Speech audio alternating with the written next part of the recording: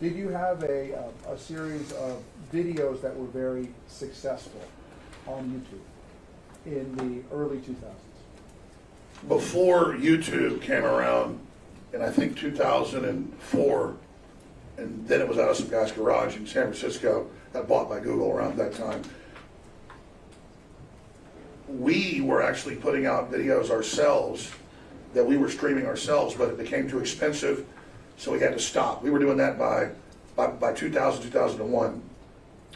And I mean, these are all the technical things, but then Google Video came around, and we had videos on there with millions of people that watched them, and then we were just putting them out for free, and it was very popular with the left because it was us tracking and protesting the KKK. It was us exposing police brutality and things like that. And I wasn't trying to be left wing. I just thought those were really important topics, and so I got really popular with the left wing then. They went and had me speak in San Francisco and New York, and I got big awards, by the big liberal Democrat channels. Let me ask you about that part, because that's an aspect of your work and who you are that you cultivate, which is different from in the studio. From the very beginning, did you believe it was important to go to demonstrations, to talk to the people on the street, to be part of protests? Absolutely. And how did that play into what you were trying to do at InfoWars? Well, InfoWars is a radio show on TV. And that's really what Oprah Winfrey is too. It's just, but I mean, it all goes back to radio, and that started 100 years ago, or a little bit more now. And so that's a separate thing. A talk show with opinions and people debating is like The View. They're not fact checking, they're just giving their opinions. When I'm on the radio show, most of the time I'm just a pundit giving my opinion. Everybody on talk radio knows that.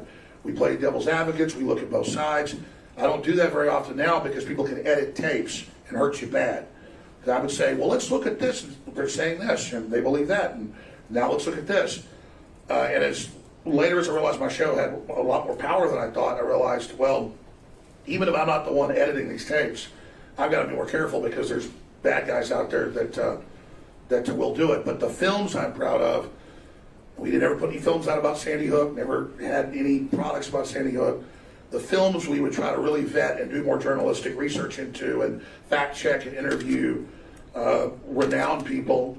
I mean, I interviewed like former U.S. Attorney Generals and members of Congress and former chairman of the Joint Chiefs of Staff. I mean, that's who we would go for these films. Top economists, just really big names for these films. And they were very, very popular. So that's where I've been journalistic and done a good job.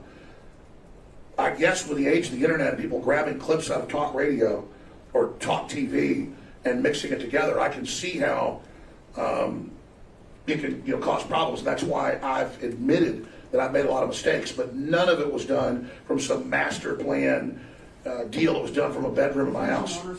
Sustained.